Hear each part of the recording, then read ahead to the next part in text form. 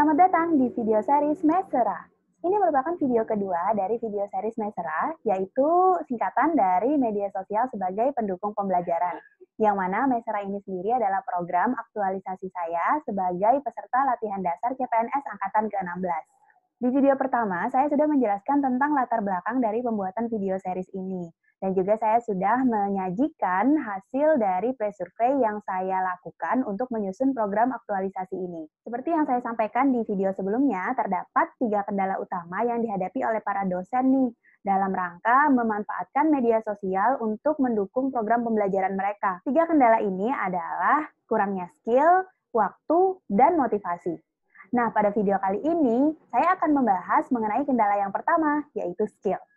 Sebelumnya saya ingin cerita bahwa di banyak penelitian online learning ditemukan bahwa kegiatan belajar mengajar di Zoom atau di virtual meeting selama masa pandemi ini ternyata sangat melelahkan bagi mahasiswa. Selain mereka harus menghadapi laptop berjam-jam untuk lebih dari satu mata kuliah, mereka juga harus berhadapan dengan masalah finansial untuk memenuhi kuota internet dan juga menghadapi kelelahan fisik dan juga kelelahan mental, dan ada juga anxiety, takut tidak bisa menyelesaikan mata kuliah dengan baik atau takut tidak bisa optimal dalam melaksanakan assignments yang diberikan oleh dosen. Di beberapa artikel bahkan dibahas bahwa dalam rangka kuliah online ini banyak dosen yang senang banget memberikan tugas kepada mahasiswa, sehingga mahasiswa jadinya overload dan protes karena kuliah online justru membuat mereka lebih banyak tugasnya. Sebenarnya tidak salah, karena dosen juga membutuhkan strategi khusus agar bisa menilai kemampuan mahasiswa dengan fair. Dan ini juga merupakan tantangan bagi para dosen dan tidak mudah tentunya. Kita pahami juga bahwa tidak semua dosen memahami teknologi dengan baik atau bukan digital native seperti generasi Z atau generasi mahasiswa sekarang. Karena banyak dari dosen kita yang mungkin baru pertama kali juga menggunakan virtual meeting, termasuk saya. Saya juga baru pertama kali menggunakan virtual meeting ketika diharuskan mengajar online. Dan akhirnya saya harus cepat beradaptasi dengan aplikasi ini, dan saya coba mencari kesempatan bagaimana sih caranya memaksimalkan fungsi dari aplikasi ini. Itu bagi saya, tapi mungkin bagi dosen-dosen yang lain, yang penting bisa mengajar via Zoom saja itu sudah cukup. Dan mungkin tidak mudah bagi mereka untuk mempelajari fitur-fitur lain dari Zoom ataupun media yang lain. Apalagi menggunakan media sosial. Tapi perlu dijelaskan dulu ya di sini bahwa media sosial itu bukan berarti hanya jejaring sosial saja, seperti Facebook, Instagram, dan lain sebagainya.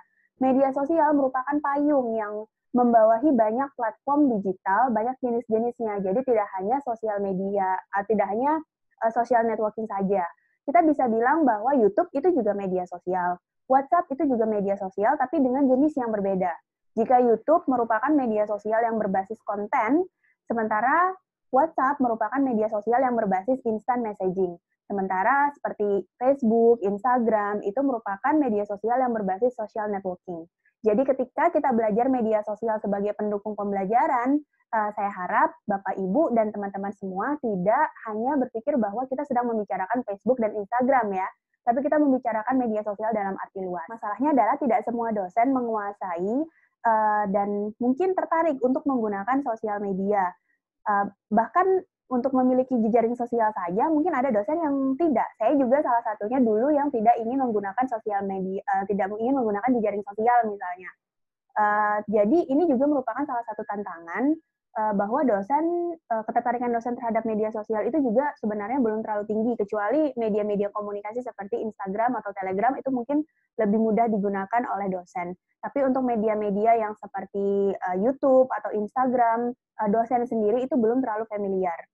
Lalu kalau kita berbicara skill, tentu saja karena kita sendiri tidak familiar, sehingga kita merasa bahwa kita tidak akan bisa nih, tidak punya kemampuan untuk mengoperasikan media-media sosial yang kita tidak familiar ini.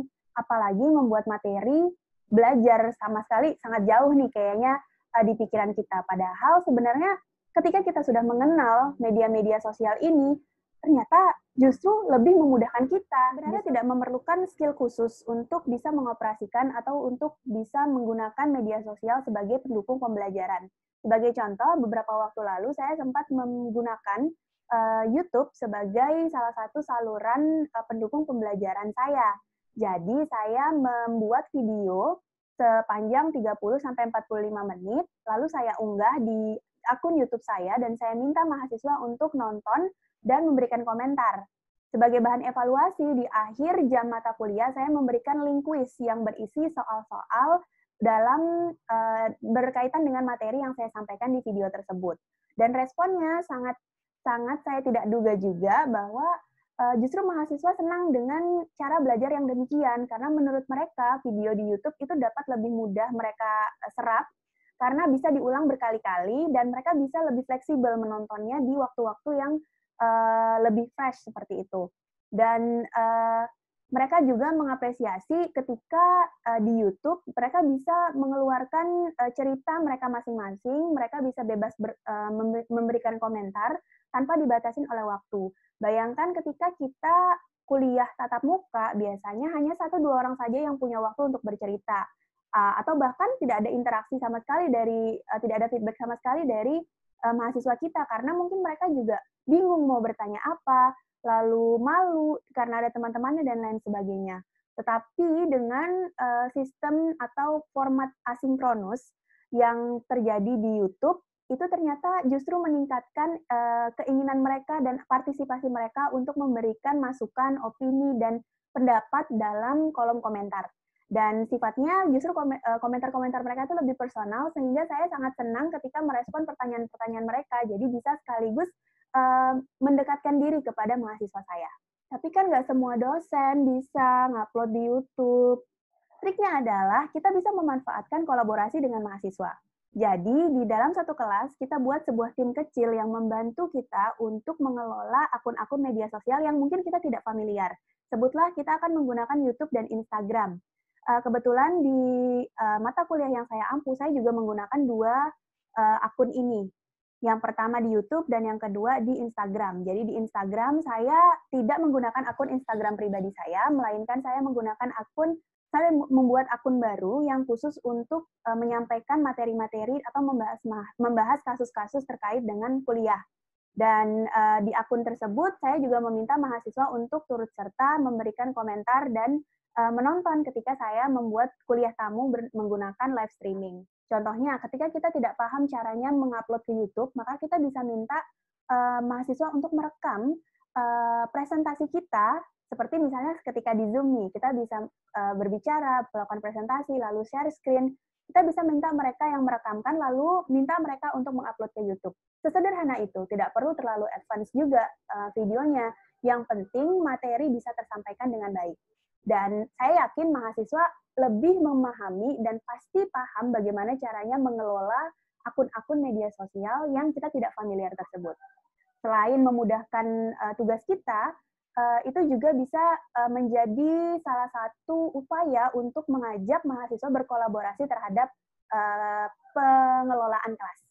Sama halnya seperti di Instagram, kita bisa meminta mahasiswa yang kita pilih ini untuk mengelola akun Instagram kelas, yang mana nantinya mungkin nih kita bisa membagi kelas dalam beberapa kelompok, lalu kita minta beberapa kelompok ini untuk membahas topik-topik tertentu terkait materi kuliah.